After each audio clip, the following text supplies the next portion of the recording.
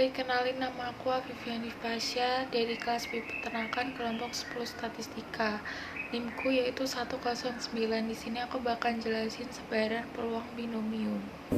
Saya Zara Fatma Ramadhani dari kelompok 10 Statistika dengan NIM 230112112113026 akan menjelaskan mengenai sebaran peluang binomial. Assalamualaikum teman-teman. Kenalin, namaku Hanifah Al-Rahma dari kelas Peternakan B, kelompok 10 Statistika dengan NIM 230101211300095. Di sini aku mau jelasin tentang distribusi Poisson. Perkenalkan, saya Fatia Nuresna dari kelas Peternakan B, kelompok 10 Statistika dengan NIM 230111211300097 akan menjelaskan tentang soal dan pembahasan dari distribusi Poisson. Perkenalkan, nama saya Doni Dambara dari kelompok 10 Peternakan B dengan NIM 2301121130113. Di sini saya akan menjelaskan pengertian sebaran atau distribusi normal. Assalamualaikum warahmatullahi wabarakatuh. Perkenalkan, saya Raffi Safruddin Najmi dengan NIM 2301101130104. Saya dari kelompok 10 dengan kelas Peternakan B. Saya akan menjelaskan materi tentang sebaran peluang normal atau distribusi normal. Percobaan atau pengamatan yang memberikan dua hasil yang mungkin dan peluang yang konstan dinamakan percobaan binomial. Distribusi peluang binomial merupakan distribusi yang memiliki dua macam kategori, yaitu sukses dan gagal. Percobaan dalam distribusi ini dilakukan secara berulang-ulang sebanyak N kali dengan peluang P untuk setiap percobaan yang berhasil dan Q untuk peluang yang gagal. Sebaran binomial negatif berlawanan dengan sebaran binomial. Sebaran peluang binomial menghitung banyaknya keberhasilan dalam banyaknya percobaan yang tetap, sedangkan sebaran peluang binomial negatif menghitung banyaknya percobaan yang diperlukan untuk melihat banyaknya keberhasilan yang tetap. Nah, di sini sudah diberikan contoh soal, yaitu sebuah survei kebersihan gigi memperlihatkan bahwa 4 dari 10 orang sudah pergi ke dokter gigi dalam beberapa bulan terakhir. Apabila 10 orang terpilih secara acak, hitunglah probabilitas 5 diantaranya pergi ke dokter 3 bulan yang lalu. Nah, di sini diketahui bahwa N-nya sama dengan 10, X-nya sama dengan 5, P-nya sama dengan 4/10, lalu Q-nya diketahui 6/10. Nah, 6 ini didapat dari 10 dikurangi dengan 4 orang yang sudah pergi ke dokter.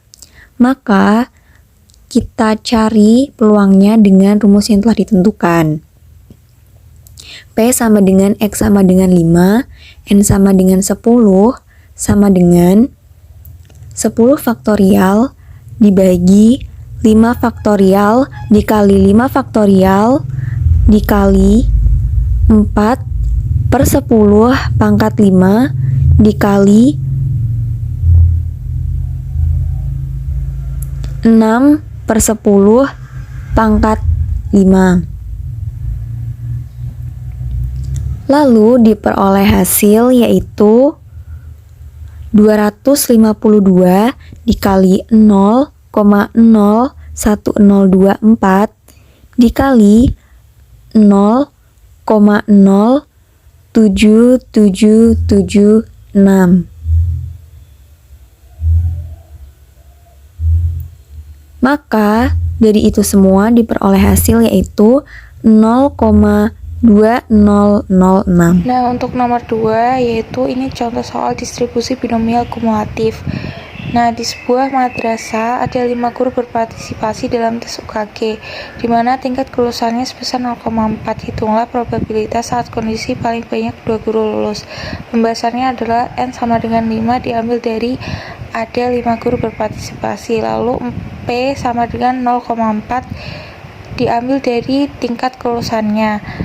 Sisanya kan 0,6, nah itu termasuk Q. Lalu masukkan rumus PX sama dengan 0 sama dengan 5 faktorian per 5 faktorian dikali 0 faktorian dikali 0,4 pangkat 0 dikali 0,6 pangkat 5. Hasilnya adalah 0,7776 dan seterusnya, sehingga hasil yang didapat nanti dijumlahkan semua sama dengan 1,3824. Untuk nomor 3, berdasarkan contoh soal nomor 2 di atas, hitung probabilitas saat kondisinya paling tidak 4 guru lulus. Nah, pembahasannya adalah sama N sama dengan 5 karena banyaknya guru 5, P-nya sama dengan 0,4, itu salah ya, rawat. Lalu Q-nya sama dengan 0,6. Hitung saja rumus yang tadi. X sama dengan 4 sama X sama dengan 5. Lalu nanti hasilnya tinggal dijumlahkan 0,0768 ditambah 0,01024 sama dengan 0,08704. Distribusi Poisson adalah distribusi probabilitas diskret yang menyatakan peluang jumlah peristiwa dalam waktu tertentu apabila rata-rata kejadian diketahui dalam waktu yang saling bebas sejak kejadian terakhir. Distribusi Poisson dinyatakan dalam rumus berikut, di mana Px adalah probabilitas X, mu adalah banyaknya sukses yang diharapkan, E adalah konstanta matematis yang nilainya mendekati 2,71828, X adalah banyaknya sukses setiap unit. Langsung saja ke contoh soal. Di sini saya sudah menyiapkan soal, yaitu seperti ini. Di sebuah desa rata-rata terjadi 4 kali banjir dalam sebulan. Berapakah peluang pada suatu bulan tertentu? A. Banjir tidak terjadi, dan B. Banjir terjadi kurang dari 3 kali. Maaf, ini salah. Kita bisa mencari jawabannya dengan cara seperti ini, yaitu bilangan E dipangkat mu kali mu pangkat X dibagi X faktorial. X-nya sendiri yaitu banyaknya suatu kejadian, jadi bisa 0 kali, 1 kali, 2 kali, dan seterusnya. Dan bilangan E-nya sudah ditentukan, yaitu 2,71828. Dan mu merupakan rata-rata banyaknya kejadian dalam suatu waktu. Nah, di sini yang ditanyakan yaitu banjir tidak terjadi, berarti X-nya 0, dan terjadi kurang dari 3, berarti terjadi 0, 1, dan 2. Yang pertama yaitu banjir tidak terjadi, maka akan ditulis sebagai berikut. P0 sama dengan P pangkat min 4 dikali 4 pangkat 0 per 0 faktorial. Seperti ini. Nah, kemudian saya sudah menghitungnya, jawabannya yaitu 0,0183. Maka pada peluang Poisson tidak terjadi banjir, itu jawabannya adalah 0,0183. Sedangkan yang nomor 2 yaitu ditanyakan terjadi kurang dari 3. Maka P kurang dari sama dengan 2, karena kurang dari 3 berarti 0, 1, dan 2. Nah, caranya yaitu sama, cuman kita menambahkan di setiap kejadian 0, 1, dan 2. Yaitu seperti ini.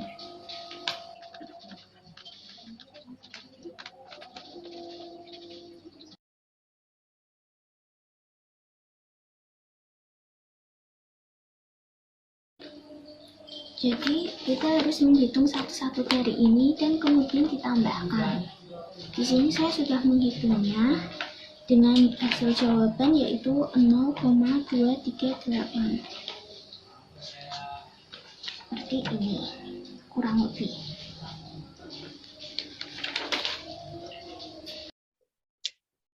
Distribusi normal merupakan sebuah fungsi probabilitas yang menunjukkan distribusi atau penyebaran suatu variabel.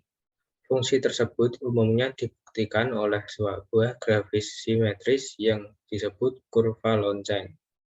Hal tersebut seperti pendapat Haryono yang mengatakan bahwa distribusi probabilitas normal membentuk suatu kurva normal yang juga sering disebut kurva Genta. Karena bentuknya yang menyerupai sebuah genta, saat menandakan distribusi yang merata, kurva akan memuncak di bagian tengah dan melandai di kedua sisi dengan nilai yang setara. Sebaran normal mempunyai peran yang penting apalagi dalam dunia peternakan. Menurut Prastiwi, sebaran normal penting karena dua alasan. Pertama, sebaran normal mempunyai sifat-sifat yang terpakai untuk memecahkan permasalahan dengan situasi perlunya inferensi sampel. Dan kedua, sebaran normal mendekati kenyataan sebagai sebaran frekuensi observasi dari beberapa fenomena. Persamaan matematika distribusi peluang berubah normal kontinu bergabung pada dua parameter, yaitu rataan dan simpangan baku. Dan berikut adalah rumus dari distribusi normal. Sifat-sifat sebaran normal. Sifat-sifat sebaran normal ini yaitu antara lain bentuk kurva simetris, luas daerah di bawah kurva sebelah kiri sama dengan luas daerah sebelah kanan, lalu memiliki nilai min, median, dan modus yang sama. Lalu 3, min atau rata-rata dan nilai standar deviasi akan menentukan bentuk dan lokasi distribusi. Yang keempat, dalam kurva distribusi dapat disimpulkan jika setengah data populasi akan memiliki nilai yang kurang dari angka rata-rata, sedangkan sebagian lagi memiliki nilai yang lebih besar. Lanjut ke rumus sebaran normal. Di sini bisa dilihat sendiri rumusnya integral fx dx sama dengan 1 untuk x antara bilangan apa kurang tahu saya. Lalu jika fx sama dengan 1 dibagi akar 2 pi terus simpangan kuadrat akar e akar min setengah x min mu kuadrat dibagi rata-rata kuadrat, maka integral dalam kurung integral fx dx sama dengan simpangan akar 2x min 1 pangkat min setengah x min mu dibagi mu dx sama dengan 1. dx-nya sama dengan 1 ya. Untuk menentukan probabilitas harga x antara A dan B, yakni P dalam kurung A lebih kurang dari X, terus B X lebih dari B. Maka P dalam kurung A kurang dari X dan X lebih dari B sama dengan integral AB rata simpangan baku akar 2x min 1 dan setengah x kurangi mu per mu dx. Lalu untuk selanjutnya ada rumus distribusi normal standar baku. Rumusnya Fz. Z ini normal standar baku sama dengan Y sama dengan simpangan baku akar 2x min 1 dalam kurung E min setengah X kurangi mu akar kuadrat dibagi dengan simpangan baku. Nah, lalu kemudian akan dirubah dengan transformasi berupa Z. Z ini distribusi normal standar baku ya. Peluang normal standar baku Z ini. Sama dengan X min mu X dibagi simpangan baku X. Jadinya karena X-nya hilang jadi X min mu dibagi simpangan baku. Tok. Ini ya.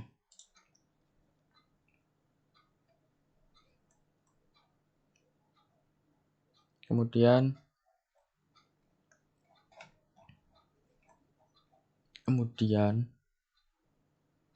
lanjut ke soal dan pembahasan. Nomor 2, pabrik Asap Surasep Jaya Abadi memproduksi baterai dengan daya tahan 400 jam. Jika simpangan 20 jam, berapa peluang baterai tersebut hidup antara 400 hingga 434,4 jam? Jawab, diketahui simpangan rata-rata sama dengan 20, mu sama dengan 400, X1 sama dengan 400, X2 sama dengan 434,4, lalu dimasukkan ke rumus distribusi normal baku, yaitu Z. Masukkan Z1-nya 400 kurangi 400 dibagi 20, simpangan bakunya ya 20 sama dengan 0. Z2-nya 434,4 dikurangi 400 dibagi simpangan baku 20 sama dengan 1,72. Lalu P 400 kurang dari X kurang dari 434,4 sama dengan P dalam kurung 0 kurang dari Z atau peluang distribusi normal ya, peluang normal baku kurang dari 1,72. Daerah bisa dilihat pada kurva yang ini ya, pada gambar kurva ini. Jadi yang di aresir ini adalah ini hasil dari ini. Berdasarkan tabel distribusi normal, maka nilai luas daerah untuk 1,72 adalah 0,4573. Jadi peluang ini 0,473 ini didapatkan dari tabel distribusi normal baku ya. Nanti bisa dilihat sendiri di internet banyak. Jadi peluang sebuah baterai bisa bertahan hingga 400 sampai 434,4 jam, yaitu 0,4573. Ya, ketemu.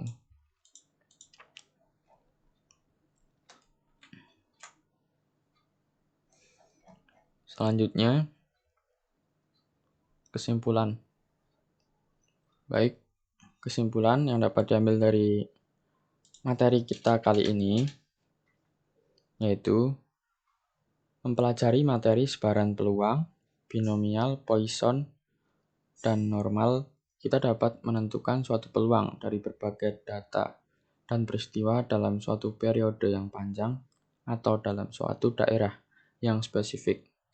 Probabilitas sangatlah membantu atau kemungkinan sangatlah membantu manusia dalam mengambil sebuah keputusan.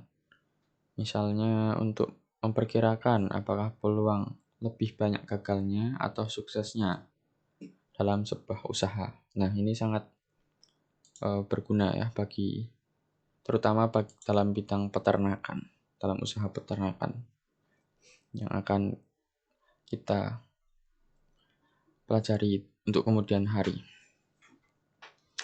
Baik, sekian materi dari kami kelompok 10. Jika ada kesalahan kata atau penyampaian, mohon dimaafkan. Sampai bertemu di video pertemuan selanjutnya. Wassalamualaikum warahmatullahi wabarakatuh. See you next time.